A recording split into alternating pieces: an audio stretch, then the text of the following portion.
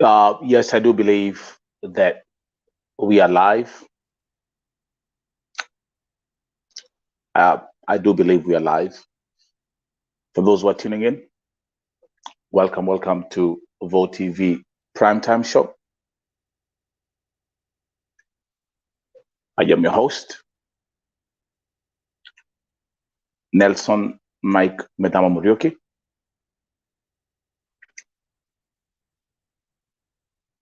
Please note that this broadcast is live streaming on 5 other platforms concurrently, which includes the Vote TV the Vote TV YouTube channel, the Nelson Mike Podcast YouTube channel, the Facebook page, my private page on Facebook, and also on Twitter at Vote Television. Welcome. MD Ahmed is here from Saudi Arabia. Kali Babra is tuned in from Saudi Arabia. If you are, as soon as you get here, make sure that you like this broadcast. Click on like and share.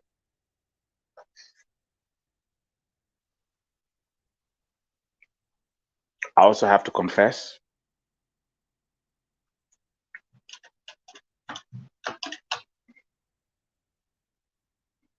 that I don't have any strength to speak.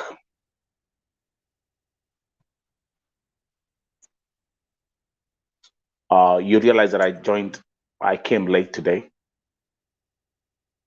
Sali, welcome. Frida Jockey. Again, as soon as you get here, the first thing you do is you like the broadcast and you share this broadcast. And if you're new here, you can subscribe to the channel. I can see we have Grania Desmond. Is that Island? Welcome, Island.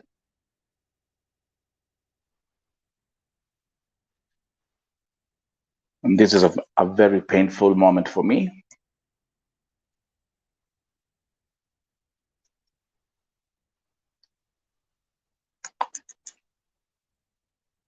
Without even me saying anything, this is a very, very painful moment for me.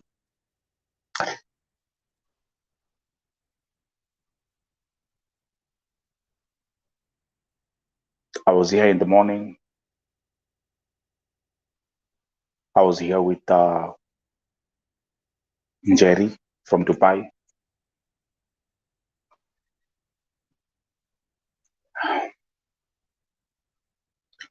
We found the family.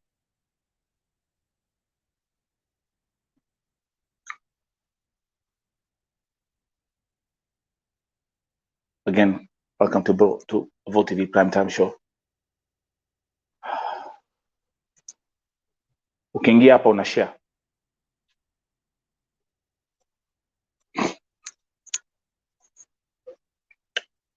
Ukiingia hapa una share. Ukiingia hapa, like this broadcast as well. That's the least you can do. And let me tell you something, you're not doing it for me.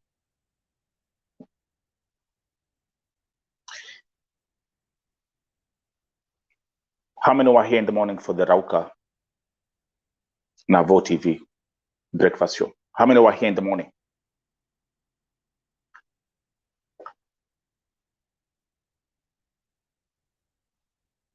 I don't even want to, you can read what's on the screen. I'm going to even make it, let me actually make it big so that you can see it. Without even me talking and saying anything for now. Ni wangapi walikuwa hapa asubuhi?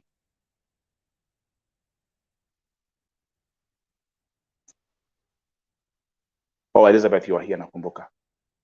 How many were here in the morning?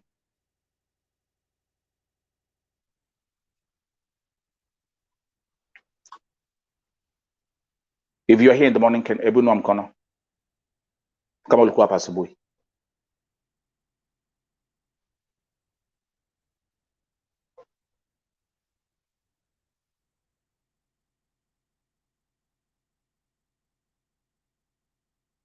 Who was here in the morning?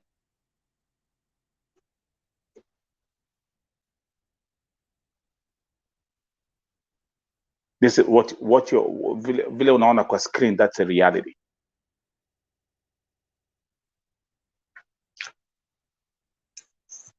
Leo sina nguvu.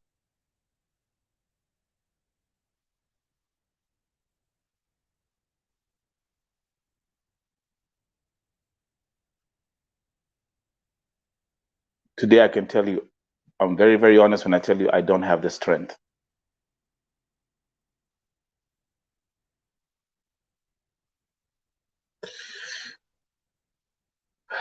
And those who are here in the morning,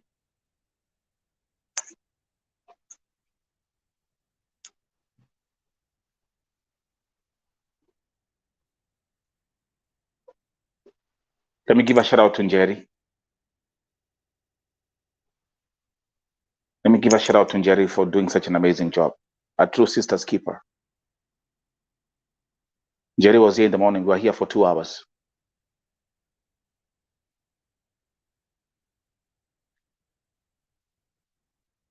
For 2 hours, we're here in the morning.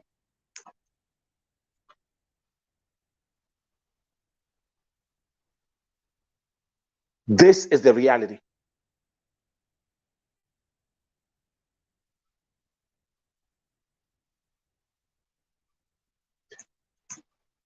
And let me say this.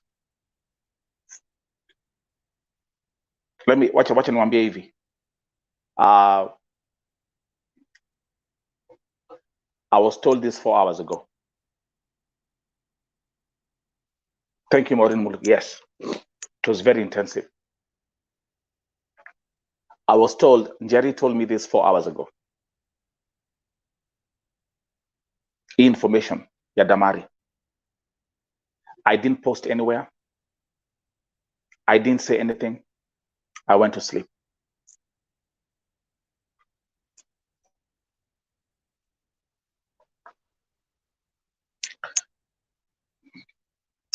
Siku post mahali, hakuna pali, I just went to sleep.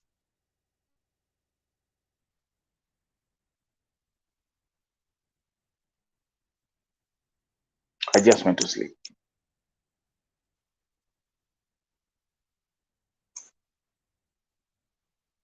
Na kwa sababu sina nguvu leo.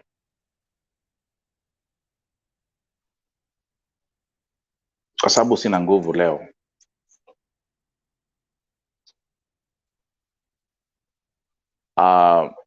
Nitafanya hivi. If there is anyone, we're going to do this. We're going to do this.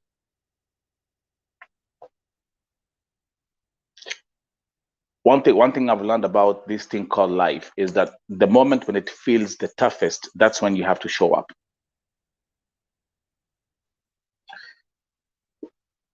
I didn't want to come. See, I didn't want to do this segment. I didn't want to do it.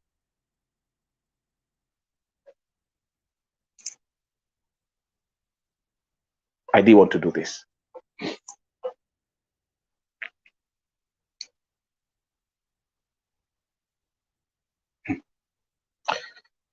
I prayed for strength for me to come and just sit here and talk to you on camera. We were here in the morning doing everything we can. The familia ikapatikana. Let me give a shout out to the folks from where she comes from, ambao walikuwa hapa asubuhi.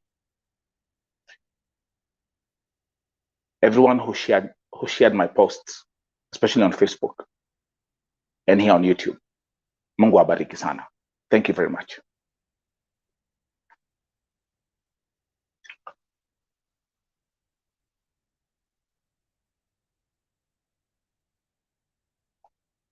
Today I'm in pain.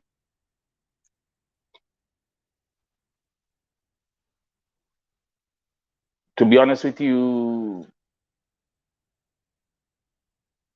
nilipoambiwa ya kwamba Damary amekufa,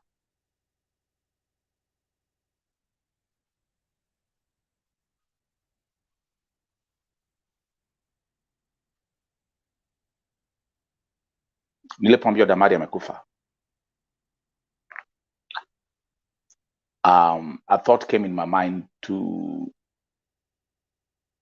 just never say anything again about Saudi Arabia for the rest of my life. And just move on with my life and just have a good life.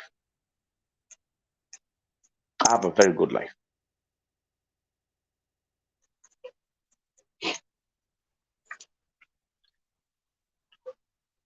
I said, I said, God, why should this keep on happening?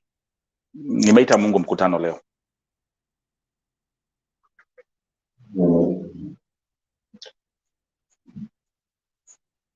So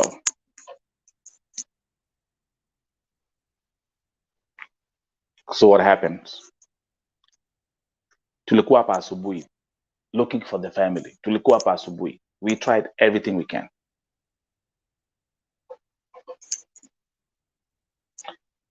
We tried everything we can.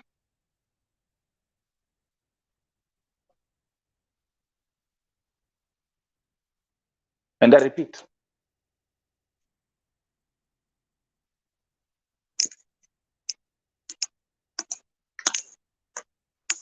Njeri, hebu tumpigie. Let's say, can everyone pray for Njeri?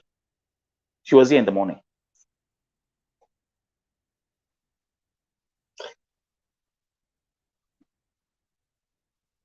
Tulifanya everything we can.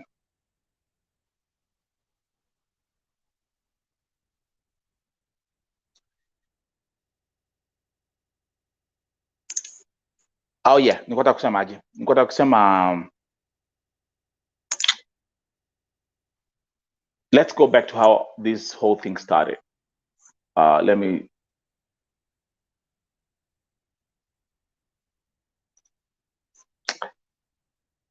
Let's go back to how everything started.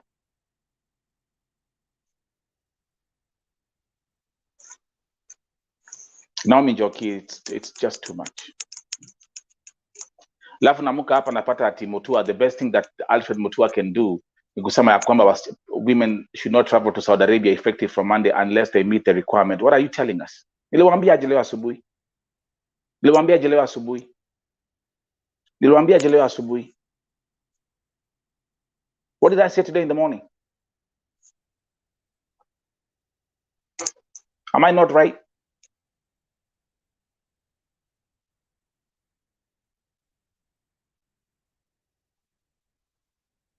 What are you saying about wasichana wasikasafiri Saudi if they don't meet the requirements?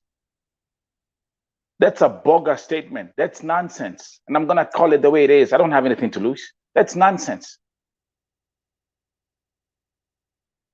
Kwani Wakenya ndio wanaoa Waarabu? Dr. Alfred Mutua.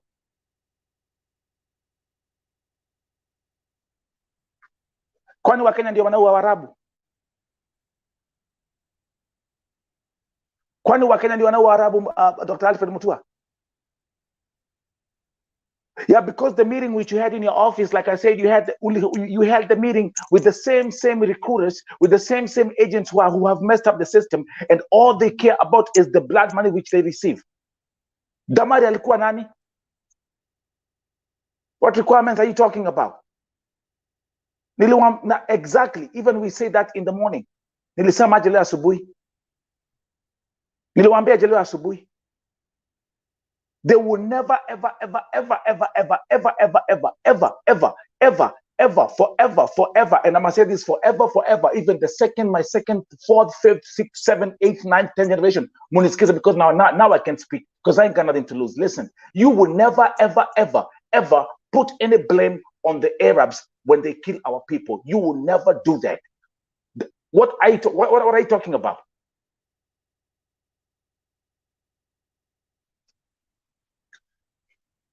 Damary was dumped at the airport.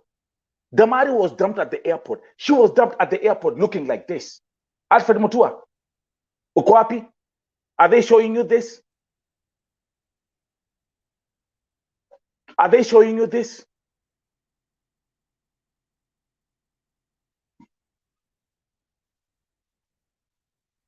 And the best thing that you can do is saying that no Kenyans are going to travel to Saudi Arabia if they don't meet the requirements. Shame on you.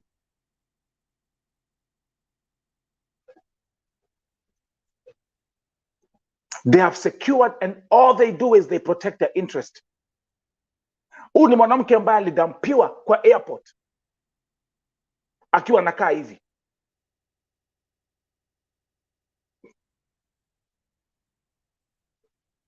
Angalia vidonda kwa mwili, angalia vile akona bandage, angalia vile alidampia kwa airport kama alikuwa anajikojolea, alikuwa anajiharia. She was crying in pain mpaka hata hangeweza kuongea.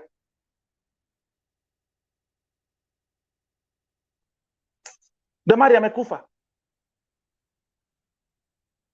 What should you be concerned about? Shouldn't you be concerned about finding out what happened to this woman and try at least to bring some kind of justice to her, to whatever happened? One of the most painful cases that I've ever seen. Ilikuwa ni hype. Na hapa tuliambia leo asubuhi, those who came here in the morning.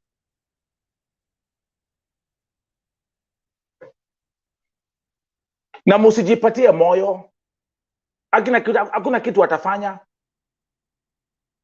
Hakuna kitu watafanya.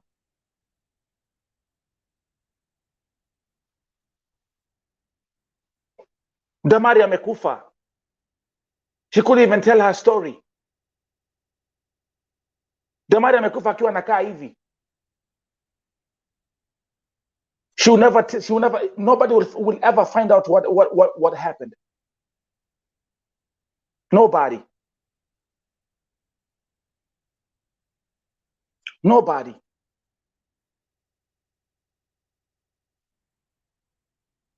No one will ever find out. She will never tell her story. Atasema yale ambayo amepitia. Lakini luckily I have this thing very well documented. And I'm going to challenge you, Kimaliza, once we are done with this broadcast ya leo, once we are done with this primetime show ya leo, go and watch the morning show. Look how she looks. Kichwa na nywele, huku vidonda zimejaa kwa kichwa, huku mikono, angalia vile ngozi inakaa.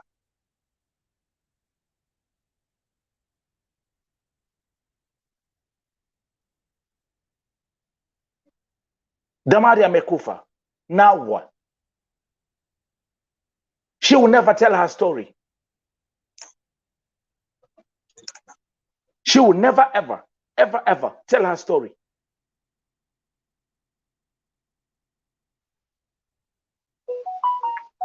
Tulikuwa hapa asubuhi na Njeri. And even Njeri spoke.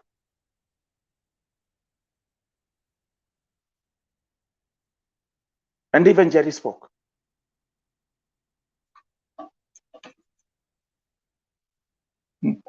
Mumepatia Mwarabu the license to kill. That's what you've done. Na niwaambia hivi. Don't worry. Musiwe na wasiwasi, my people. Because every knee shall bow. Not before Warabu, not before the Ministry of Foreign Affairs, not before NEA, not before in the Ministry of Labor, but before our God in heaven.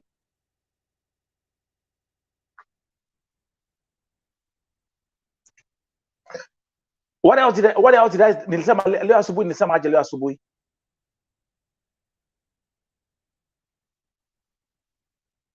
Nilisema aje leo asubuhi?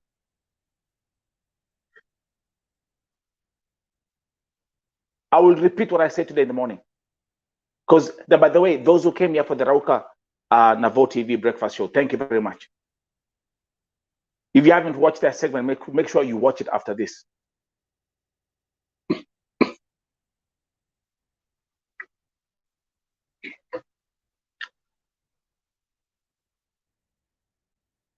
Kama kuna kitu moja, huyu mwanamke ambaye anaitwa Lilian, huyu ambaye ni mwandazimu kichwa, huyu Mathare case, kama kuna kitu moja that she's right about, and I say never ever underestimate mtu ambaye ni mwandazimu. Listen to what that person is saying, because some stuff that person is saying is correct. Watu wana kichwa timamu, they are very honest, by the way. They're very honest.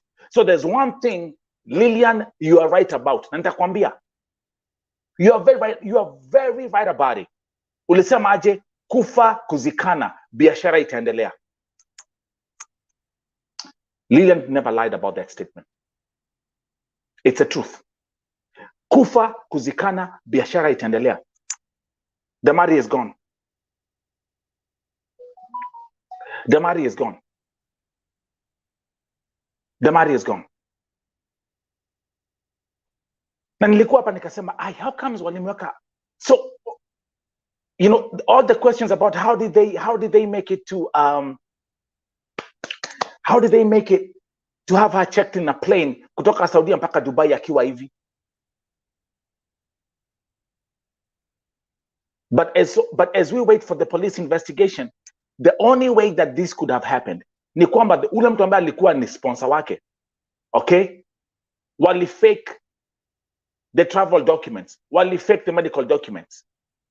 Na alipelekwa, there's someone who accompanied, that's a fact, there's someone who accompanied Damary from Saudi to Dubai. Na alipofika Dubai akamwachilia na akaenda.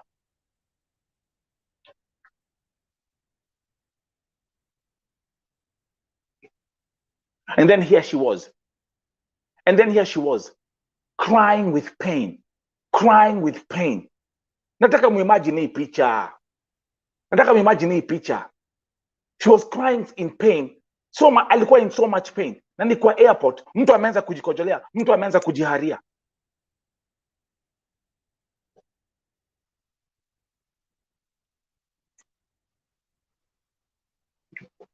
She will never tell her story. She never told her story. And she's gone. And we will never know what this woman went through. We will never know what this woman went through.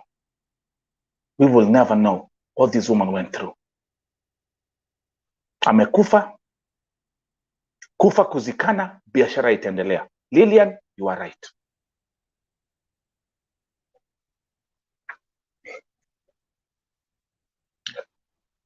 Again, welcome to Vote TV Primetime Show. I can see Maureen watching on Facebook. Thank you. Those who are watching on Twitter, share. If you're new on these YouTube channels, if you're new here, make sure you subscribe, like, and share. Not for me.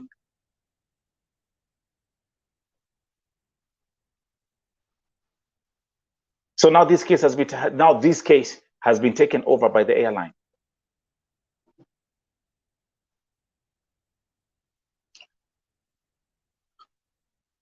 A Kenyan consulate in Dubai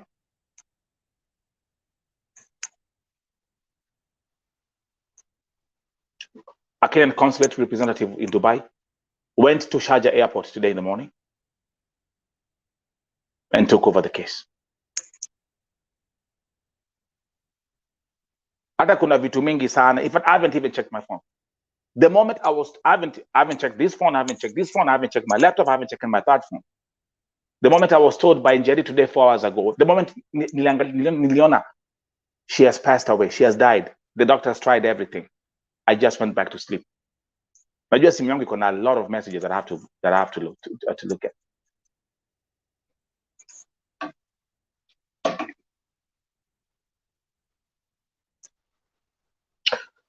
Ukweli ni kwamba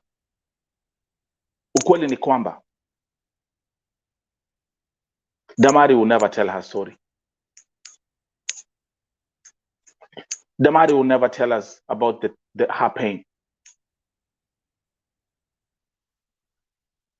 Damary will never speak. Let us know what happened. The only thing that will give us an idea of what she went through will be her scars. The only thing that will give us an example of what she went through is her pain. That's the only thing.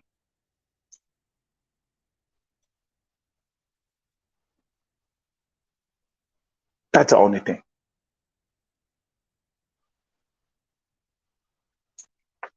Motuasi uko Saudi Arabia. Why are you not speaking about this thing publicly?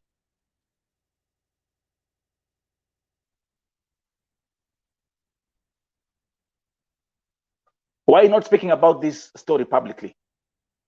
Mbona mwongei? Mbona wongei?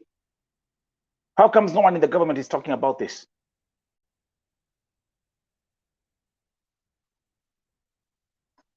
Na kuna kitu moja nilisema. Thank you. Actually, Zaki Africa Life. There's something I want to say. Let me come over here. Let's come over here. Let's come over here. There's something I said today in the morning when I was having a debate when I was discussing with Njeri. And by the way, Njeri, Mungu akubariki sana. Skizeni. Let me come over here. Let me make this. There's something that I said today in the morning. Na niliuliza safari kutoka Saudia mpaka Dubai, the flight is 2 hours. It's a 2 hours flight. Correct? It's a 2 hours flight. Right? Okay.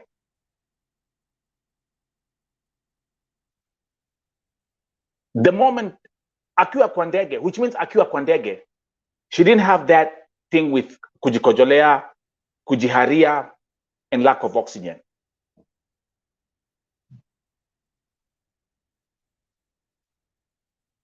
Because kama inge happen kwa ndege, that's something different.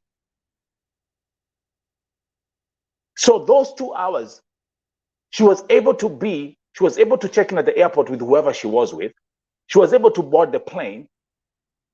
I want you guys to walk with me in this one. Walk with me here. She was able to board the plane. She was able to fly to Dubai, Sharjah Airport. She was able to walk out.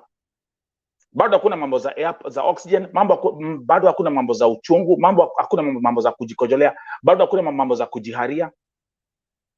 But this happened at the airport at Sharjah after landing and arriving, which has led me to believe the following. Ya kwamba kuna kitu Damary aliwekewa. The person who took Damary to Dubai alikuwa nenda kumwangusha akufie huko.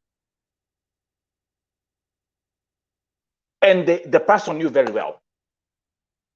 So I was thinking maybe they used a foreign agent. That's a very lethal poison that they use. Right? Walk with me here. That's the only way. You know, because if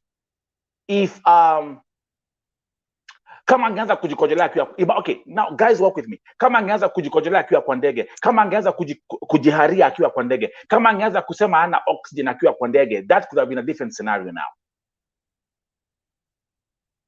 That could have been a different scenario now. See where I'm coming from? Lakini hii kitu, it specifically happened the moment she arrived at Dubai airport.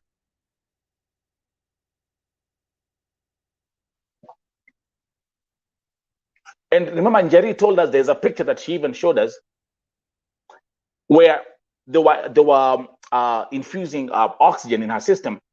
The doctor said if she could have stayed for 5 more minutes without oxygen, she could have died.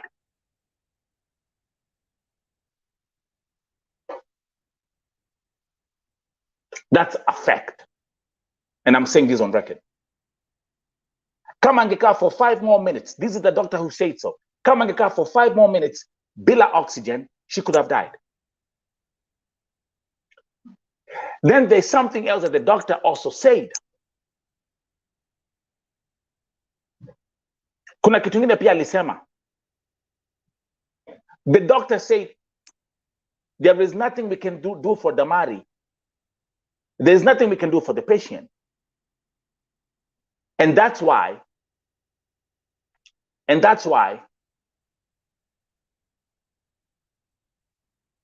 the doctor specifically went to Njeri and told Njeri, ask Njeri, do you pray?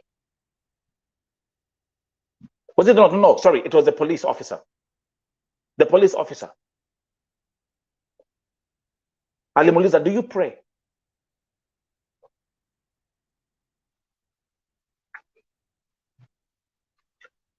And then the police officer said, pray for your sister. So already things were looking very, very bad for Damary. So this news is not a shock.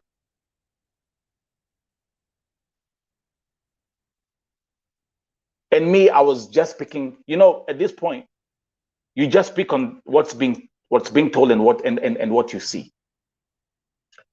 And let me change this. As we proceed, I'm gonna now bring this one here. These are the posts that I made on my Facebook page. And by the way, thank you again. Thank you very much for each and everyone who shared. And you see this one here, man. I took my time kuangalia hii kitu. I was looking at this thing. I think I stared at this image for over an hour. Yeah, kufa kuzikana, biashara itaendelea. Lilian, you are right. Aki ukiangalia, if you look at the passport picture and if you look at ukiangalia Damary na passport picture, they are two different people. It's like two different people. I was so much concerned about hata ukiangalia ngozi yake, the skin, nywele ilikuwa imetoka, hii si kunyolewa.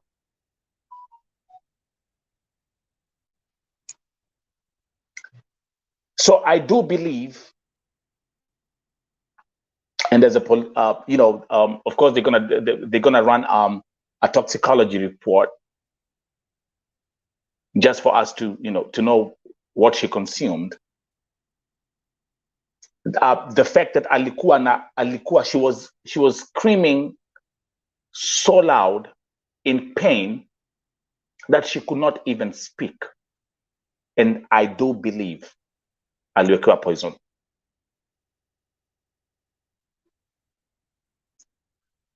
While we were, if you look at ukiangalia the boarding pass yake, you see this is the boarding pass. This is the one that was being, this was at the airport in Dubai.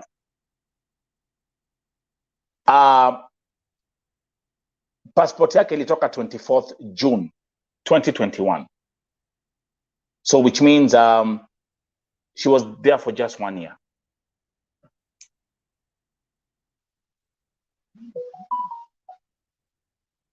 Yeah, Felista. Well, I think you were here in the morning, Felista. Yeah, this is exactly what has happened. This is exactly what is. She's gone. So 25th of June, 2021.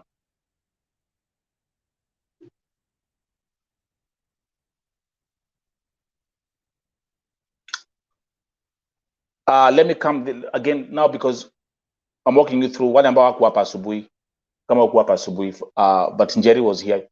So let's start. This was the first picture ambao nilitumiwa. Okay. Ebu angalieni, look how she looks. And the reason why Njeri took this picture ikiwa hivi, again, kama vile alituambia, ni kwamba kwa sababu hapa alikuwa uchi, hapa alikuwa anamuosha. They were trying to, and then there was those who were asking the question, why was she on the floor? What happened here is alikuwa walimbukia hotel room na alikuwa na kitanda mzuri sana. The room was a nice place. She was in so much pain na alipoanza kujikojolea na alipoanza kujiharia, she then just felt from her bed to the floor.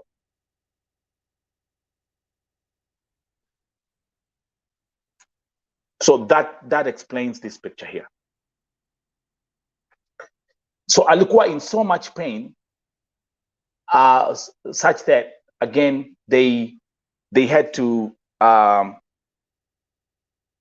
Now I'm actually this is a phone call from another family.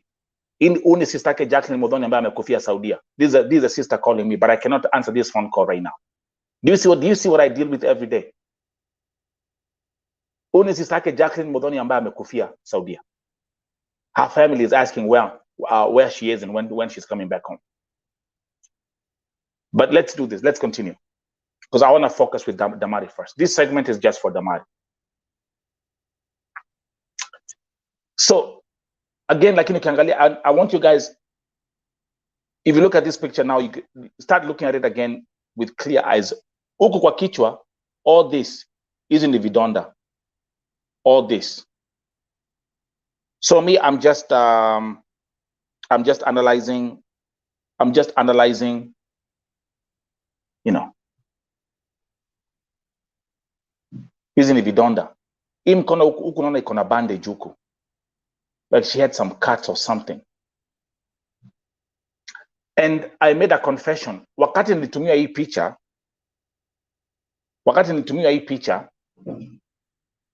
juu hii picha iko inasema ni mwanamke ama ni mwanaume. When I looked at this, the first thing I thought ilikuwa ni mwanaume.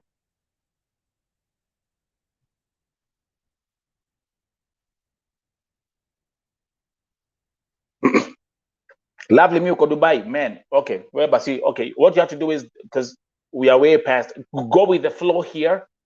Alafu nikimaliza, then go please and watch the other two segments, or just go on my Facebook page, the whole report. You can read that whole full report in quickly. Tuendele.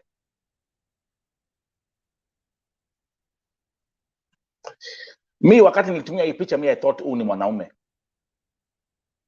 because the picture did not specify. Lakini hapa ndipo nilikuwa na maswali mengi, nikaanza kujiuliza, how can someone in this state be able to be checked into the airport?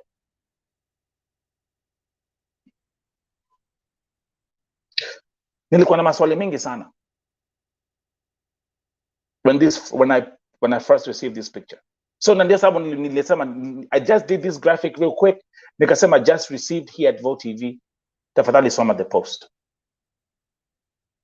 Na ilikuwa the post read, again guys, kama unajua huyu mtu haiko specify the gender, kindly call me on this number.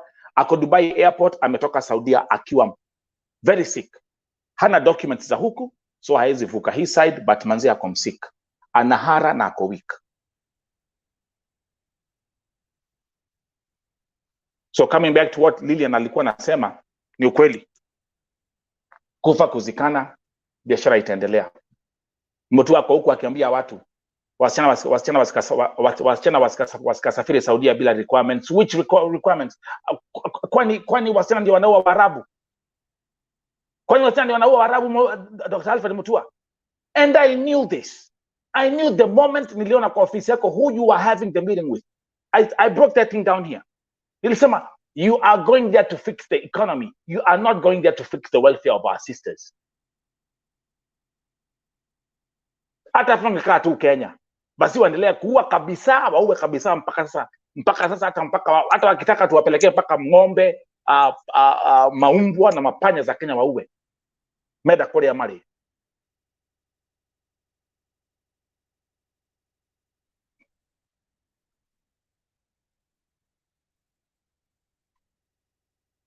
How do you justify this?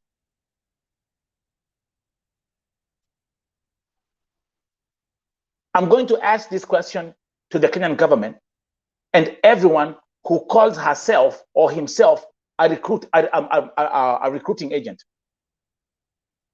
How do you justify this? How do you explain this? How do you justify this? Oh, kwa hivyo Damary amekufa kwa sababu hakuwa na the right requirements. Is that how you're gonna try to flip this?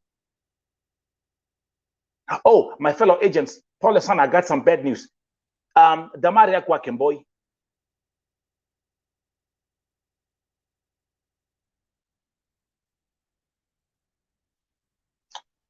Rita najua. Thank you. You see this comment from Rita? Or my sister from Bunyore, Dama. I feel so bad.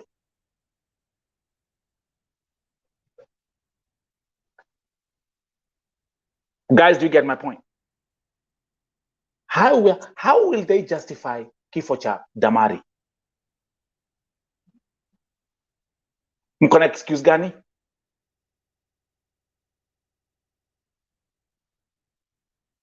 What's the excuse?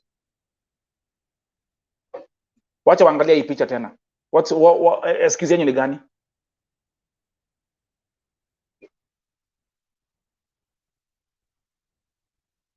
Okay, now Damary amekufa. She can't tell us a story. She can't tell us what happened. Now what? Where do we move on from here?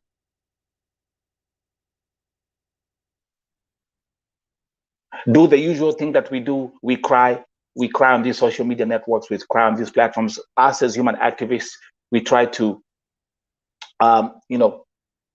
bring the facts on the table, what happened, explain what happened, and then what?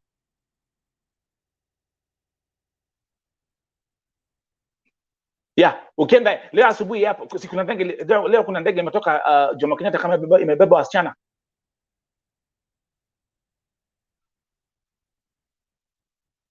As I'm here talking about Damary's death, my phone is ringing at the same time. Familia Jacqueline Modhoni ambaye pia msichana wao amekufia Saudia. Now what?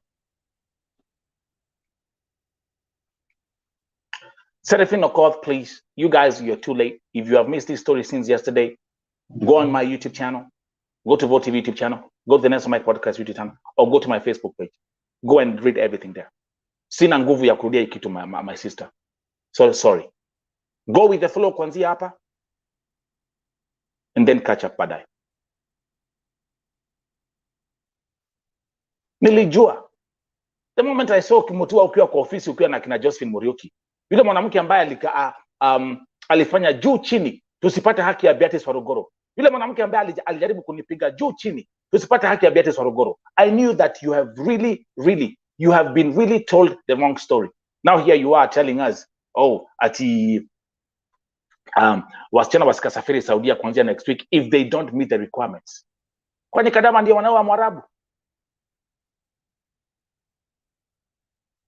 So how do you just let me ask you and your office and your administration and those people who, of course, mshachukua, you are now in Saudi Arabia. That's a good thing.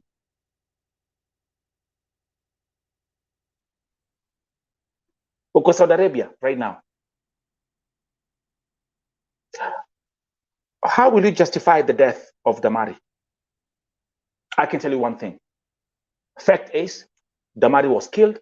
Damary was mistreated. That's a fact that you cannot even deny. We know it. I know it. My God in heaven knows it. And the best thing that you can do is to stand there and tell people like, oh, requirements? Which requirements are you talking about? Cleaning a house? That's the requirement you're talking about? Which requirements are you talking about? Which requirements? Because that's exactly what that's the story they sold to you. They told you ya kwamba hao wasichana wanateseka kwa sababu the same thing watu wamekuwa wakipayuka, watu wa Asma kakina Njoroge. I know them and they're here watching. They're here watching. Mi wajaribu kunipiga vita wakashindwa. The best thing, go and look for another story. Go and look for another story that will give you some headlines. Go and say Nelson had sex with a tree and the tree is pregnant and the tree is giving birth next week.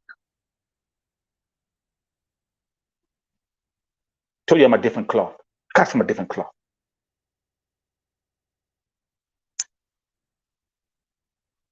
And VoTV is this is the loudest megaphone for the voiceless and those who are oppressed. And this is the last platform standing. And they know that. Technically, you can't touch me. This is a movement. And that's why I can come up here and stand up and defend the rights of those who are oppressed with no shame in my DNA. Damary is dead. The only thing that I can tell God is, you know what, God, thank you for the platform. Thank you very much kwa sababu you guys ambao wale ambao walikuwa hapa asubuhi, tulikuwa hapa, nilisema maji nikianza show. Niliambia Njeri, By the time we finish this broadcast, tutakuwa tushapata familia. When I speak with, there's something in me. There's something in me. And that's exactly what happened. 10 minutes before tumalize show, we found the family.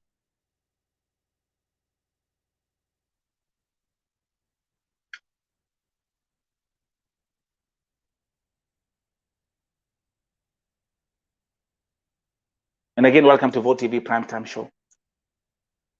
I'm your host, Nelson Michael Damary Osita. The show is broadcasting and live streaming on 6 other platforms concurrently. Thank you very much. Come on, if you're watching on Twitter, if you're watching on my Facebook page, if you're watching on my private page. Yeah, amena kunya gahawa.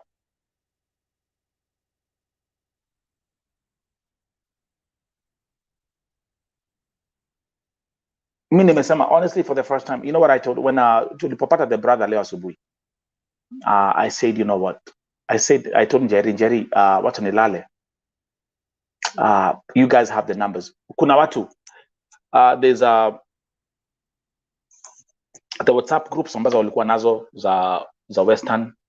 Those people, they communicated with the family. Mimi nilisema mimi sina nguvu. But I'll definitely call the brother. Damary ameenda.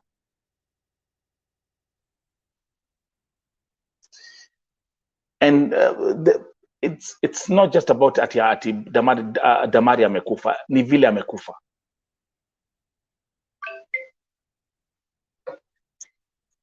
Guys, can we do this? You're missing nguvu.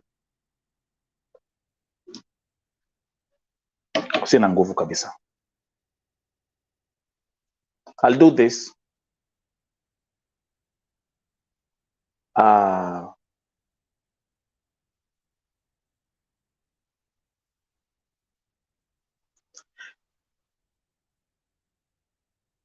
Hakuna kitu mtu anaenda kufix Saudi. He's going there to defend the economy. So forget about it. Waste of time. Let them watch out. You know what? Let them kill. Let them drop them at the wapelekeni Sharjah airport. Wapelekeni, go and drop them there. Then there's one thing. There's something that Njeri said today in the morning, and I will never forget that. Alituambia, because she's working at the airport. Alisema ya kwamba kila siku, all the flights that are coming from Saudi Arabia, kuna wasichana kila siku who land at that airport wakiwa completely mentally distressed. And they always have to be called to go and talk to nani wa Kenya. So they have to always be called to go and talk to them, calm them down, try to guide them, do at least wafike Kenya. Now the problem with Damary ni kwamba this was a very extreme case. Remember, the process was to clear her, aende kwa flight ya kwenda Kenya. And then they were like, no, something is not right. And then that's when she was screaming.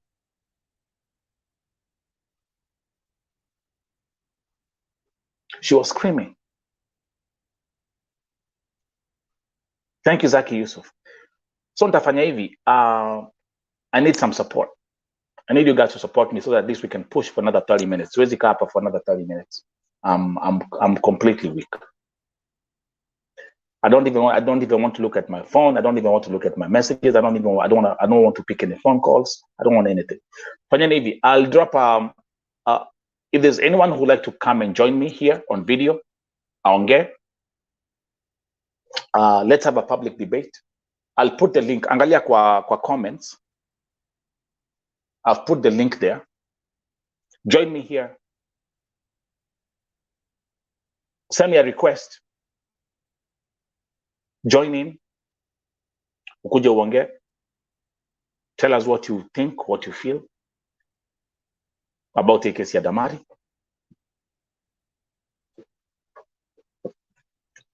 She's gone. I don't have the energy to type rest in peace. I don't have the energy to say it. I don't have the energy. Mi nguvu imenisha kabisa. I'm even surprised that I was able to come. Like I said, imebidi niombe. Hata before niingia hapa imebidi niombe. just to come here and talk to you guys. So nimeweka link hapo. If there's anyone who would like to come here, tuma nini request, nitakuinvite kwa studio and then we can talk about this.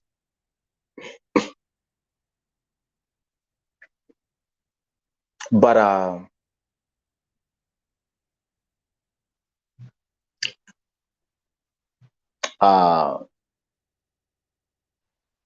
complete disappointment. Apana, Ruth Nanjala, I will never listen. And this is something that I've said before. Na kwanza baadaye ndio hii kitu ilikuwa imeweka watu wasi, ilikuwa imeweka agencies wasiwasi sana. I have money to start. I can open 3-4 agencies if I want to, but I will never open an agency. Never.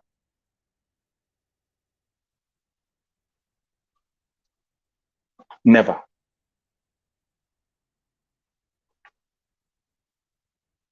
Never. Never ever. Not especially kupeleka ati watu, kuna kupeleka watu huku sijuni. So nimeweka link kwa comment. If you want to come and join here as a guest, send me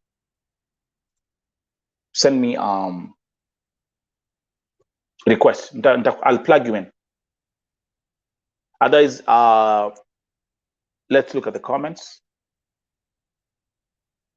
Who is here?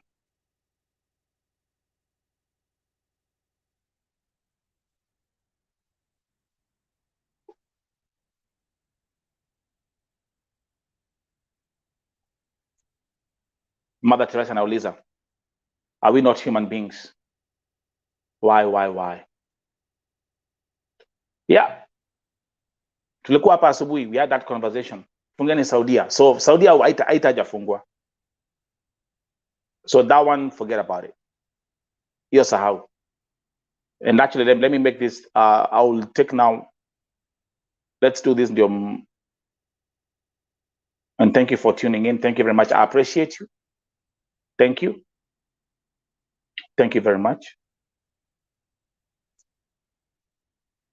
Thank you very much. I appreciate you. Mungu abariki sana.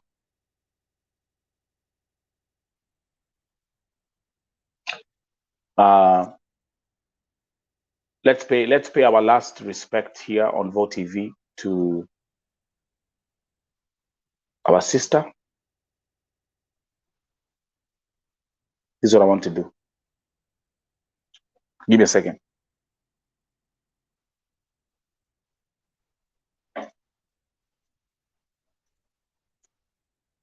Let's pay right here on Vote TV. Let's pay our last respect to our sister. And what I'm going to do is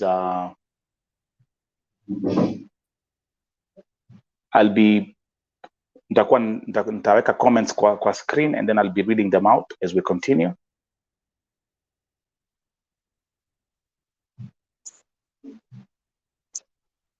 Give me 1 second.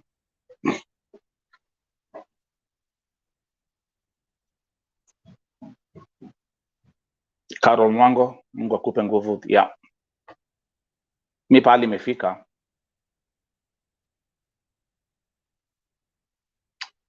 I think it's time to focus on other things. It's time to focus on other things. It's not worth it to be out here every day just trying to fight for peanuts.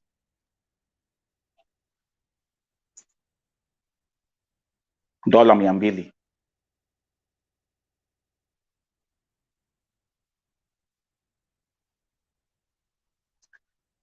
So yeah, so let's do this. I want to show what we're gonna do.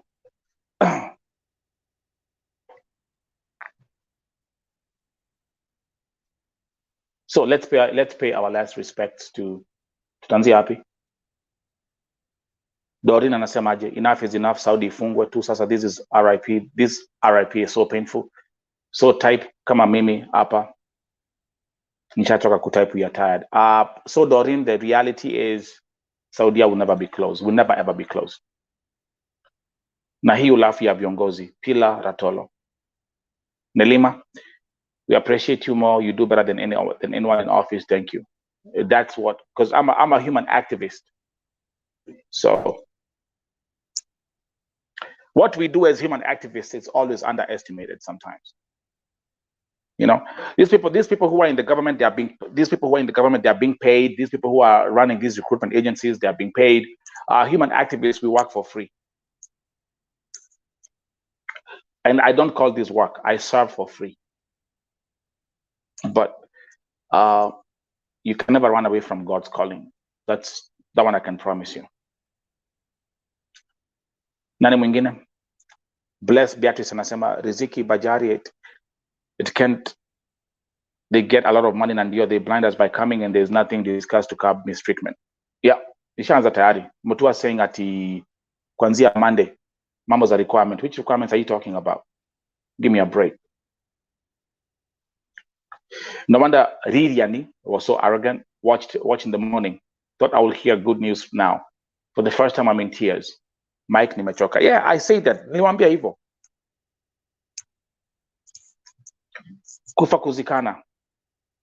Biashara itaendelea.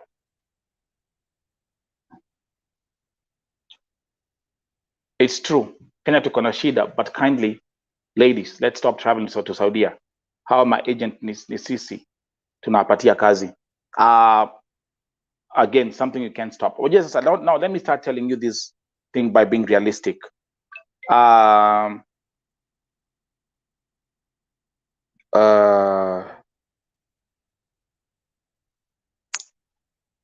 There's something I want to post on my Facebook pages because tukiendelea. Airport imejaa. Airport kumejaa watu. So guys, please eliminate the idea ati Saudi itafungwa.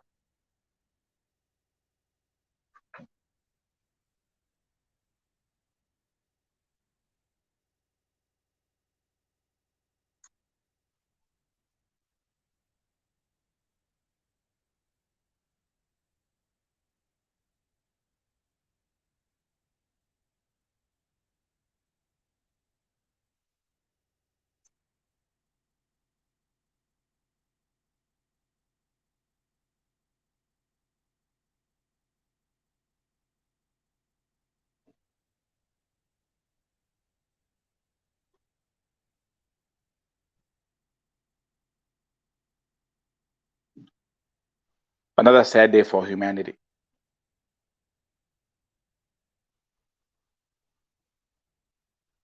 Koja kidogo.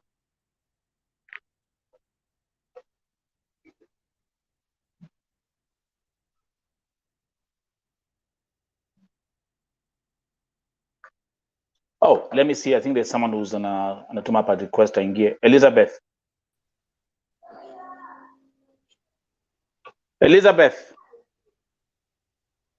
Yes, Nelson. Tulikuwa maombi jana, and right after the maombi, this comes up. Talk to us. Very sad and very painful. Tulikuwa maombi jana.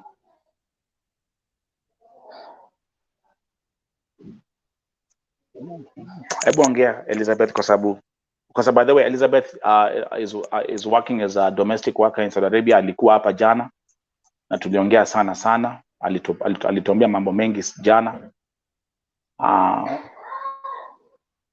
Hebu tuambie what you feel about this and your maoni yako.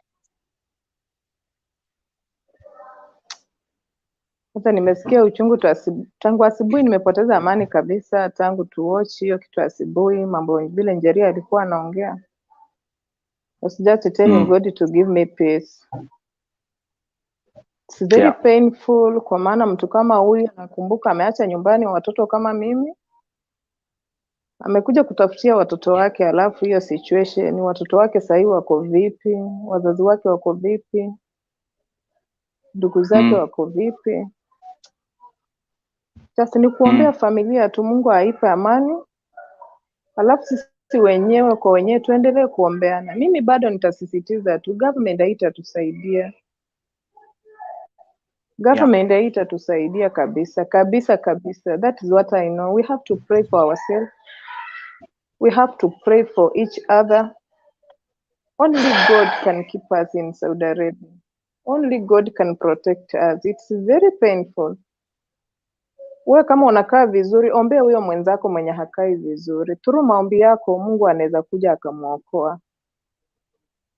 Vile apostle amehubiri leo na akatuombea, akaombea watu wote wa diaspora.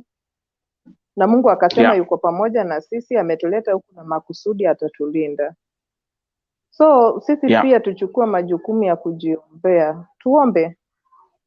Tuzidi kuomba. Nothing is impossible before God. God brought us here in this country with a purpose. We are here in a purpose. Hakutuleta tu. Wajua sisi tulikuja kama tumekuja kufanya kazi, but we are here to serve the purpose of God.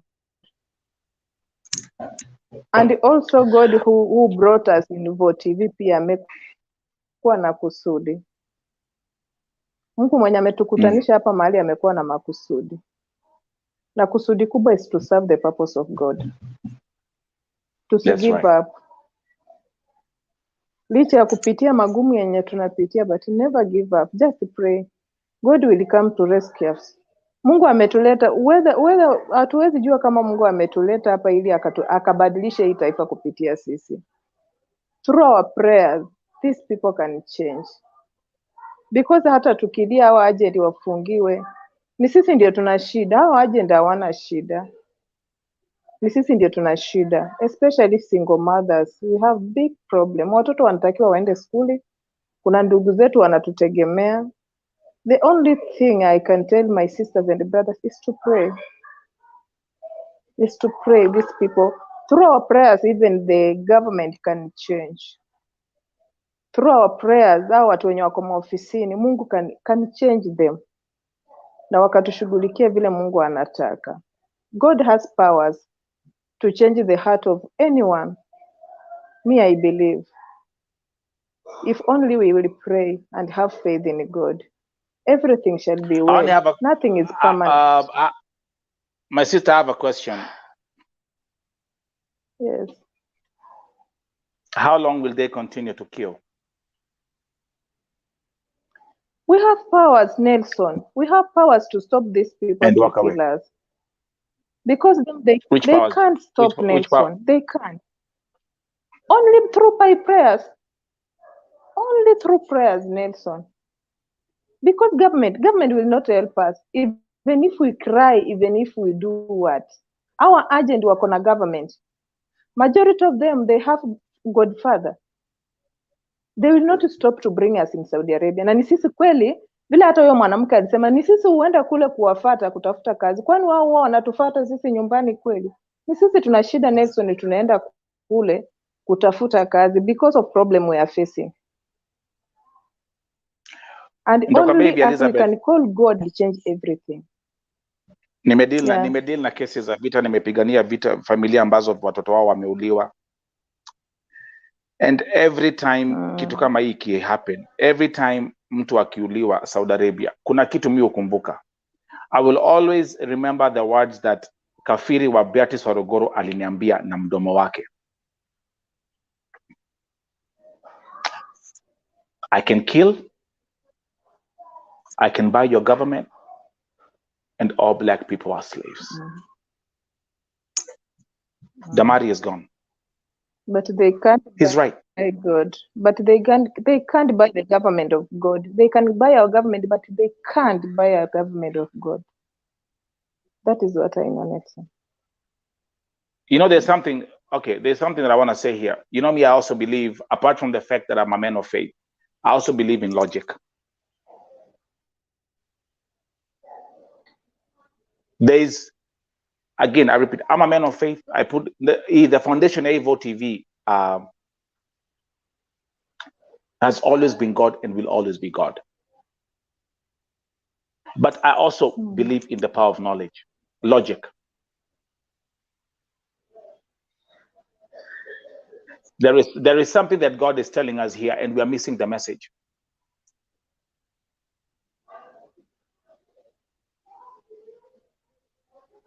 There's something that God is there's something that, and what can come yesterday when I was driving home, I kept on saying, God, what are you telling us? What are you? There's a message God is communicating here, and we are missing the message.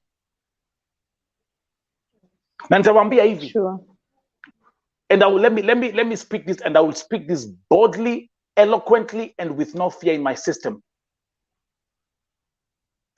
This industry is filled. There are very dark forces which are involved in this business. There are very dark forces that are involved in this recruitment industry. There are very dark forces. There are very, very dark forces. Very, very dark forces that are prepared for everything, that they don't care when they kill, that they even laugh when they are seeing blood flowing. They don't care. There are very dark forces. And as long as we have these dark forces being involved in this industry and we don't change, we will not stop losing our sisters in the kingdom of Saudi Arabia. I've said it. Now, it doesn't matter kama ni Mutua, it doesn't matter kama ni Sonko, it doesn't matter kama ni yule alikuwa huko, it doesn't matter. As long as we have this, God is not happy. Hii pesa ambayo inapatianwa, this is not clean money. This is not clean money. It's not clean money. It's blood money. Believe it or not. And that's the fact. Come on, Nafanya, Skiza, we guys are in America, right? We guys, people who are in Europe, people who are in Australia. Elizabeth, how comes you never wake up in the morning? Oh, unapata kwamba, oh, tukuna mtu ametoka America, ameuliwa na kafiri wake, ama ameuliwa na employer wake, huko tunanga na makafiri, by the way. It's a different place. But how comes it's not happening in America? How comes it's not happening in Europe? How comes it's not happening in other continents? It's only happening specifically in one country. God is not happy. It's blood money. And that's why you find my sister Elizabeth unapata kwamba over 80% ya wale asina ambao wanafanya kazi ya Saudia, once they go back to Kenya, they're still broke. And then we put our hope in the government, right? Nasema ni serikali, we put our hope in the government, right? But then they go there and they do the same thing. Rita, if you want to join this conversation, you have to put your microphone and you have to put your video on. Otherwise, I cannot plug you in. Who am I talking to? Do you know what? Okay, someone explain. Do you know what it means to be insane or to be stupid? Is when you do the same thing and you fail, but you keep on doing the same thing over and over again. That's stupidity.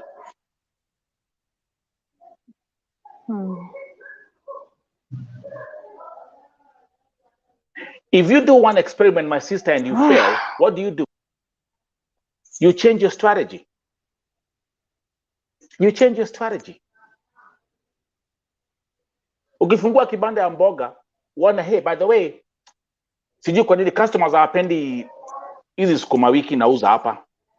I'm making loss selling sukuma wiki. Do you keep selling sukuma wiki as your business is making a loss? No. You say, hey, let me try something else. Let me try spinach. Let me jump on mboga. Let me try fruits. You adjust. This is simple common sense. Who am I talking to? But you keep on doing the same thing and you keep on failing and you keep on doing the same thing expecting change. My brothers and sisters, it doesn't matter how loud you're going to scream out to our God in heaven. Nothing will change.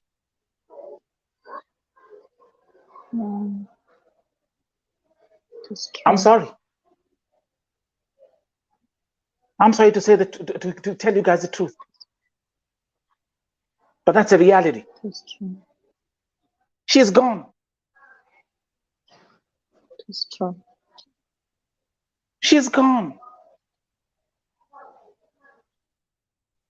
She's gone.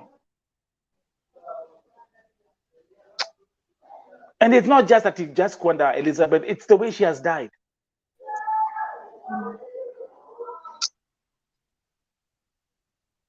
She's gone.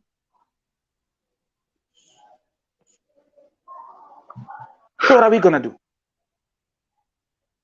Let me ask you a question, Elizabeth. What is God telling us here with Damary's death?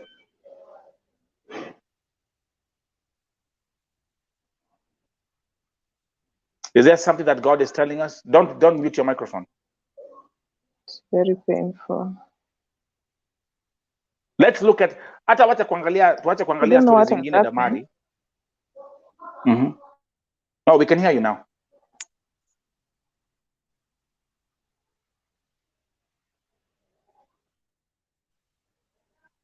Is there what? Okay, and hii swali pia nitauliza wale ambao wanawatch.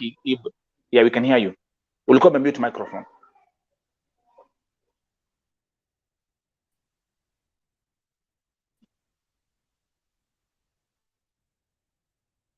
Wacha niwaambie. Nasikia echo sound. Okay, so let me basi nikutoa alafu nikurudishe tena.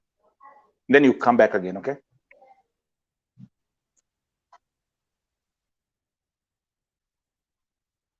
Okay.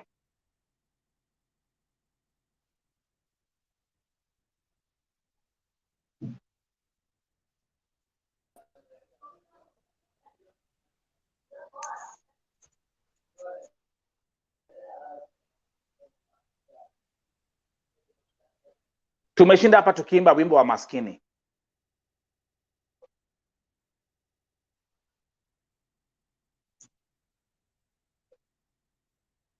Lakini kwa sababu watu ni maskini, wasimaanisha kwamba ati lazima muwaue vile mnataka.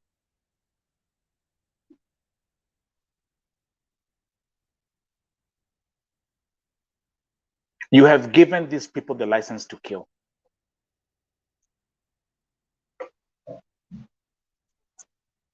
But all you're looking at are the remittances from Saudi Arabia. You've given them the license to kill.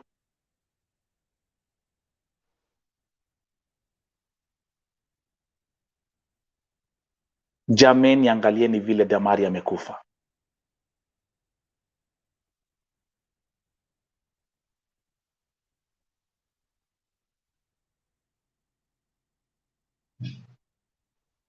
Mlikuwa hapa asubuhi.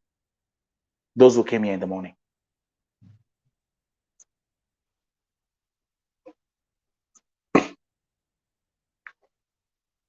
There's something very dark happening here.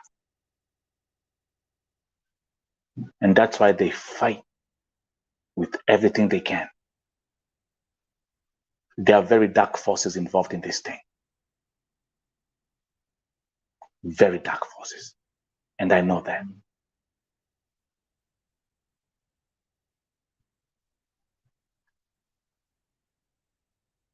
Very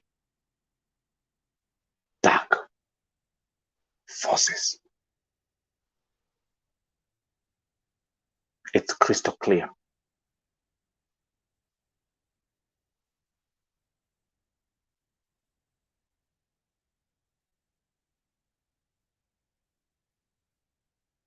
It's crystal clear.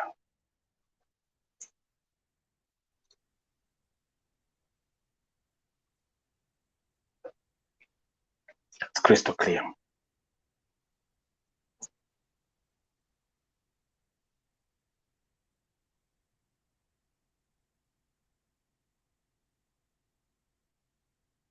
Lafati, the best thing that this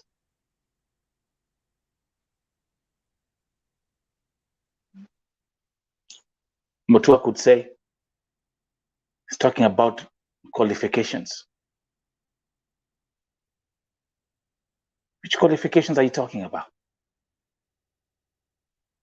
Which qualifications are you talking about? Knowing how to switch on a microwave? Which qualifications are you talking about?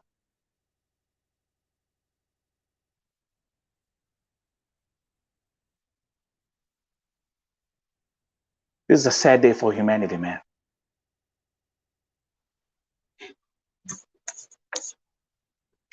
It's a sad day for humanity.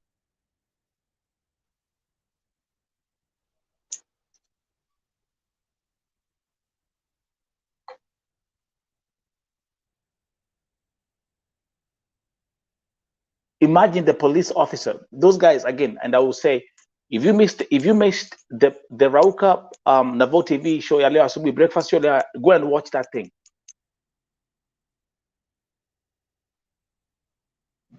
And for you, Sister Njeri, I'm forever grateful. A, for being a sister's keeper. B, for speaking boldly. Fatma Osman, welcome all day from France.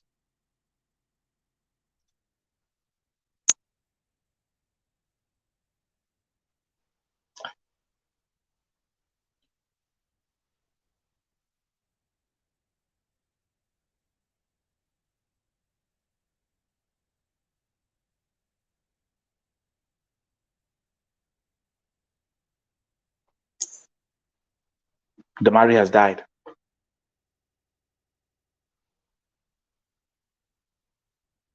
Have you seen any agent give a public statement? Have you seen the government?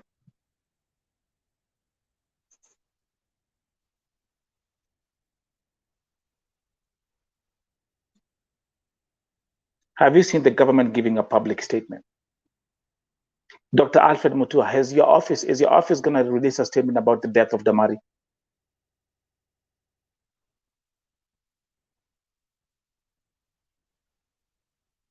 Will our public offices, the Saudi embassy,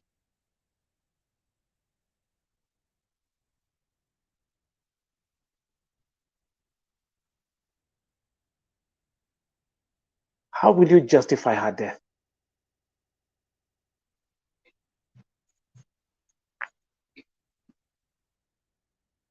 How do you justify her death?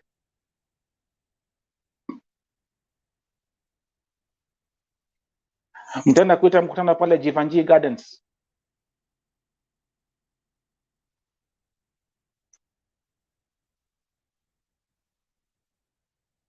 Fatma Osman, I've seen your comment, by the way. And if you, I'm gonna, please do me a favor, watch the breakfast show today in the morning. And the lady who was here in Jerry, who works at Dubai airport, I will never. That's another statement. That's another statement I'll never forget. She said, every single day, the airport of Dubai is flooded with Kenyans who are mentally unstable, coming from Saudi Arabia. And I asked her, did you say daily? She said yes, every day.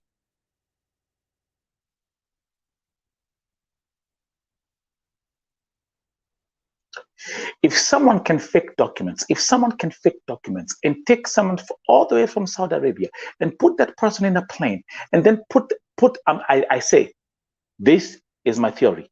Damary was poisoned shortly before they left Saudi Arabia, or the moment they arrived at Dubai airport.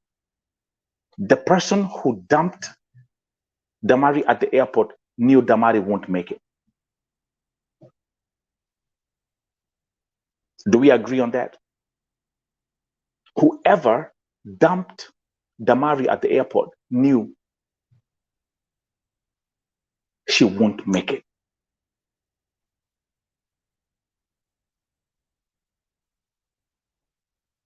Do we all agree on that? The way she was shouting with pain, the fact that she was urinating on herself, the way that she was defecating in so much pain. Who is in so much pain mpaka anaanza kujiharia? Mtu. Si mtoto. She was born in 1983.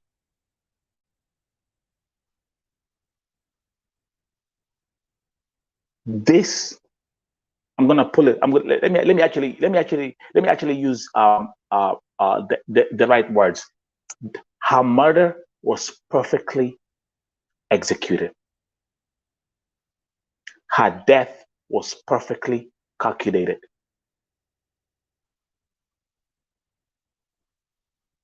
They made sure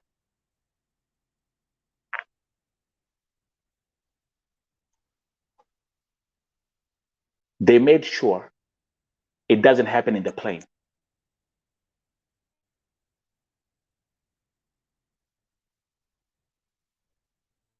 The person made sure that this doesn't happen in the plane. Which now brings me to my next statement. And let's have a look at this together.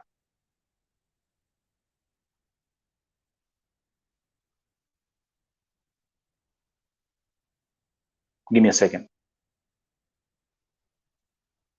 Let's look at this together.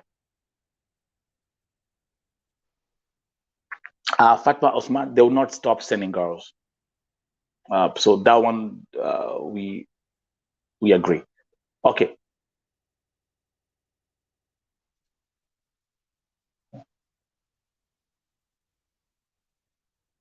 Give me 1 second. Yep, I hope you can see perfect. Now, this is how she looked like when she arrived at the airport. I will never stop showing this picture. And the fact that now I have a perfect analysis of everything that happened. And if you're tuning in here right now, if you wasn't here at the beginning, the reason why this picture was taken like this because she was naked.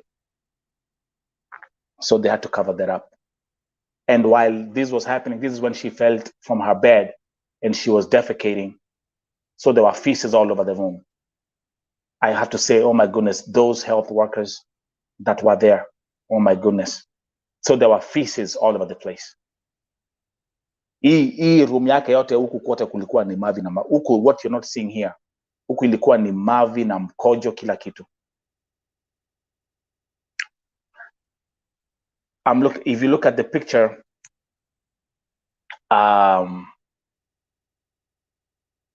huku naona you can see she looks sweaty.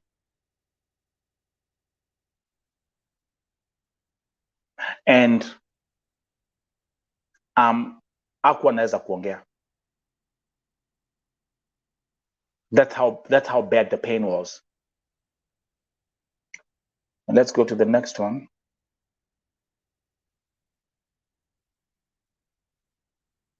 There you go. This is how she looked like before she left the country. That's a copy of her passport. You see this? Two different. She left the country healthy. And this is how she was looking like. How do you justify this? How do you justify this?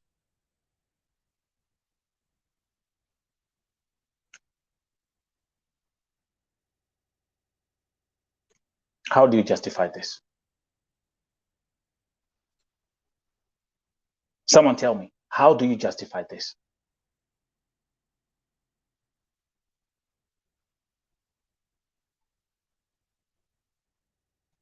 How? How do you justify this?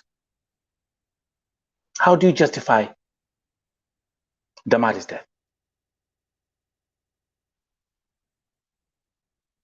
And life will go on. People forget this. That's the saddest part. We have become numb to these killings. We have become numb. They've killed too many. We've become numb.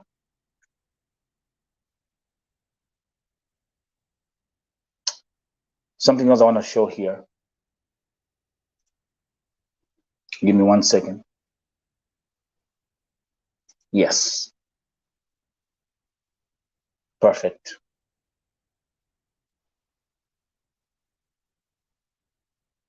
Niambieni. Let me look for. Okay. You see how she looked like when she left the country? Hebu angalia hiyo picha. That's how she looked like when she left the country.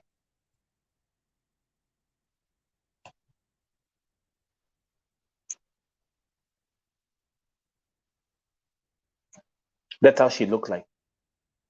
That's how she looked like when this passport was taken on the 24th of June, 2021.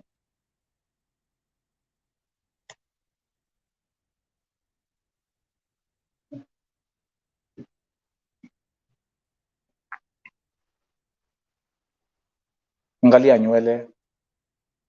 You know, her face. That's how It's like you're staring at two different human beings. And that was Damary today. I mean, just look at this.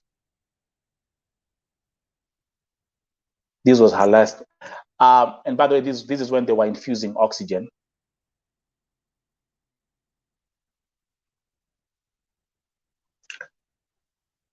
And that's when they say, if she had stayed 5 more minutes with no oxygen, she would have died.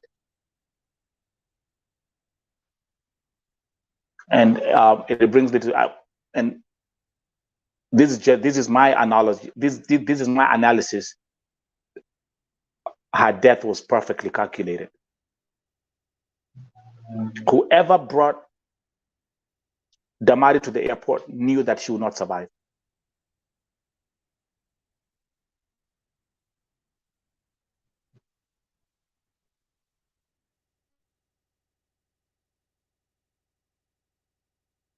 How will the government of Kenya justify this?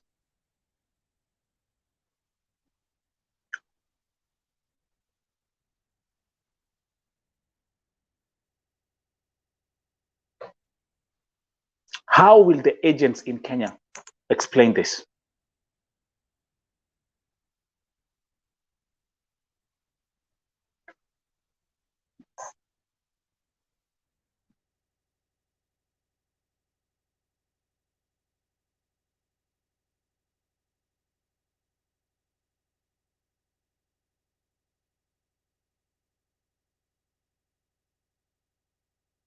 Princess Vienna, that's what we've been covering. Yes.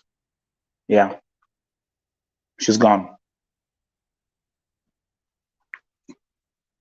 How do you explain this?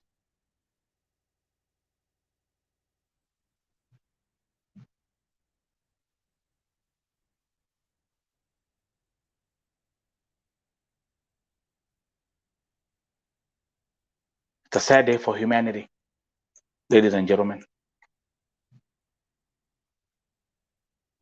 It's a sad day for humanity.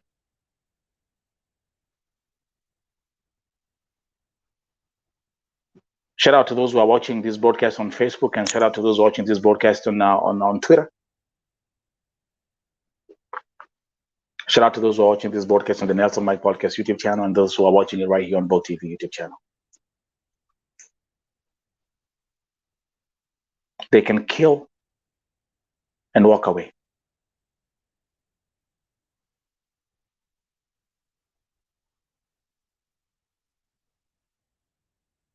Amekufa. Now, for me personally, the thing is, I can tell in detail how she spent her last moments. I can accurately tell how Damary spent her last moments, her last minutes.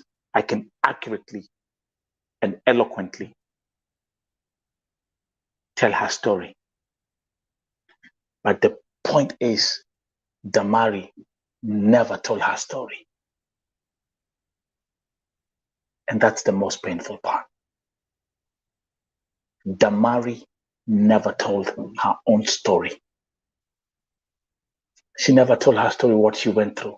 She never told us her story, how she got away from Saudi Arabia. She never told her story, who took her to the airport. She never told her story. And that's the most painful part. Until when will my people continue crying like this because of some peanuts? Like now, I got my folks watching here who are in Europe. I got my folks watching here who are here in America. $200 right now, as we're talking, as we're having this conversation. Hiyo $200 ambayo mnalipwa. That's if I went to the grocery store, I would walk out with 2 bags of shopping.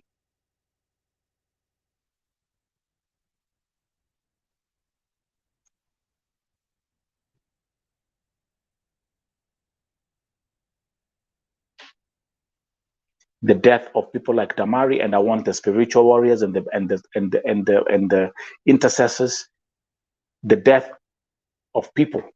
This is a killing. She was killed, point blank, period.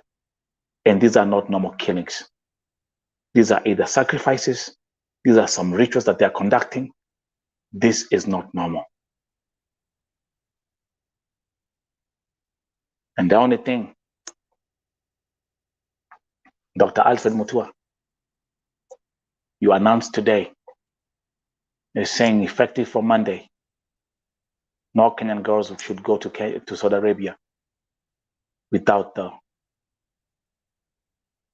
qualifications or the requirements needed. Which requirements are you talking about? Which requirements are you talking about? You know, back in the days, I'm gonna give you an example, Mr. Dr. Alfred Mutu. I'm gonna walk you through the history. Then I know my history. I've studied history. I've read the history of all. I've read history, and I'm gonna take you back to the days when they had slavery. There were qualifications that they needed for you to be taken as a slave from Africa to come to America. For men, they had to be well built. They even had a dental formula, checking to make sure that your teeth are stable, your teeth are strong.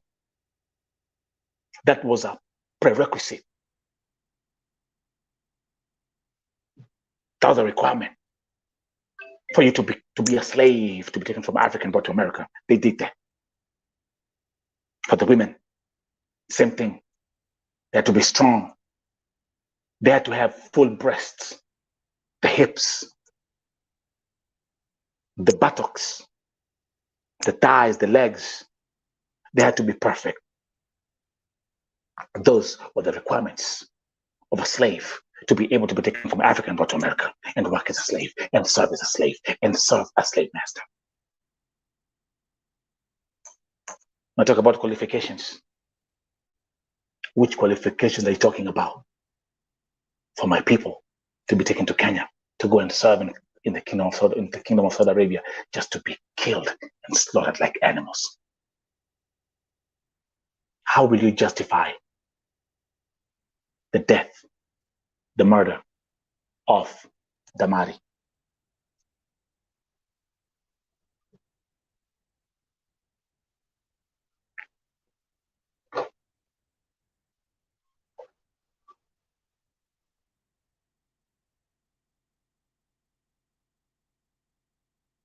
She'll never tell her story.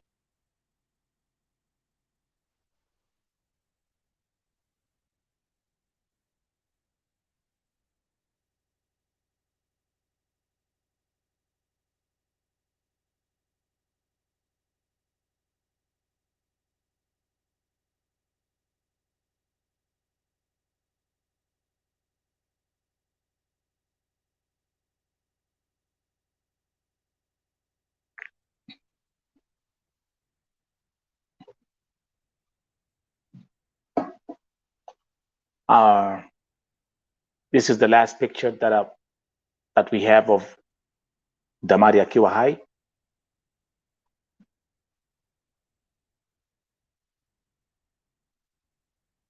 I'm gonna leave it there for 5 more minutes.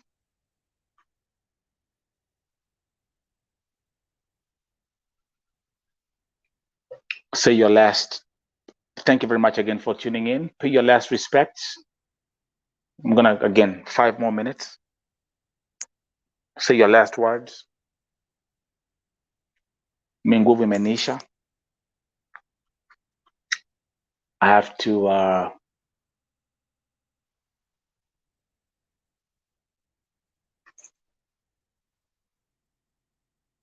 Sanje kunasema our agency should ask themselves one question. These Kenyans wanasafirisha every day, and Kenya is not the only country taking ladies. Kwani how many billions of people are Saudi citizens?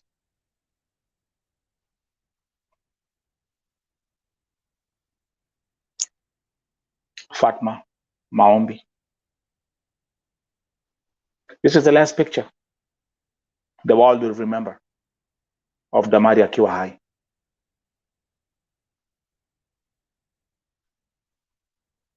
Again, I want to give a big shout out to Jerry. Jerry, thank you very much, and thank you for coming here today in the morning. Thank you very much. May God bless you. May God give you strength, and with everything you do, Mungu akupe nguvu. We have lost an innocent soul.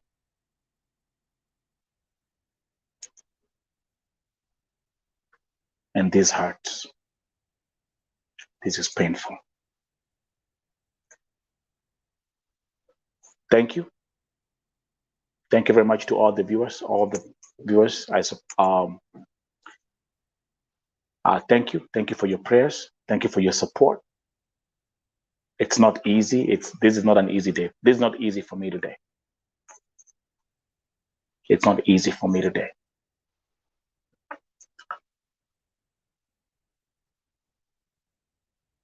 Damary is gone. And that's a fact. Damary is gone, and that's a fact.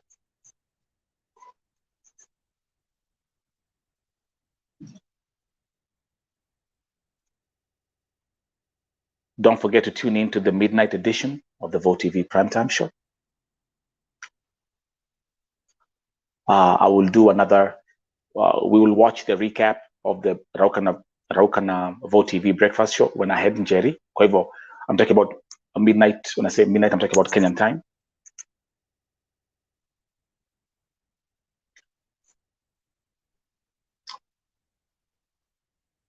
So, kama uli miss broadcast ya asubuhi, tune in midnight.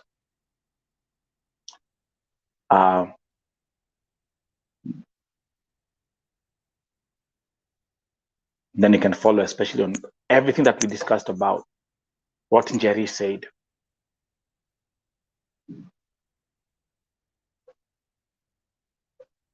And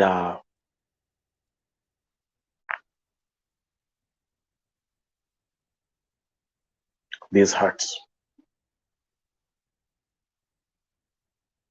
This hurts.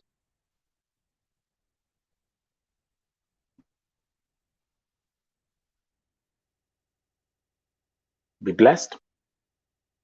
I think you have like what? You have like 22 more minutes to midnight. So get ready. In the next 22 minutes, the morning broadcast will be up and running. Watch everything. Watch everything, especially, how we broke down the story, how Jerry told the story of everything that happened today in the morning. I mean, that happened last night at Sharjah Airport in Dubai. Okay? Thank you. Thank you. If you're new here, subscribe to the channels.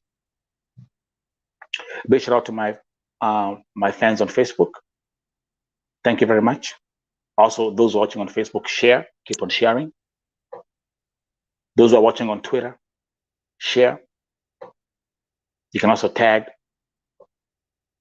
Dr. Mutua as we continue.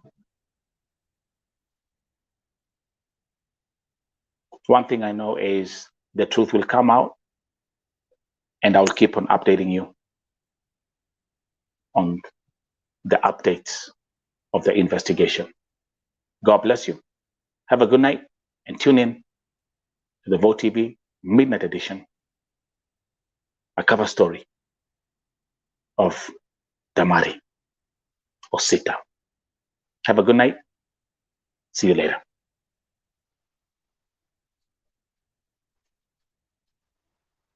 I'm seeing someone saying, Mike, allow us to scream. Please, you guys join me. Yes, you can scream.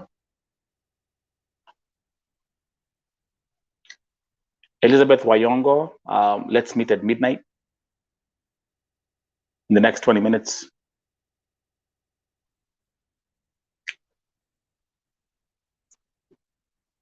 Someone amesema tuwapatie.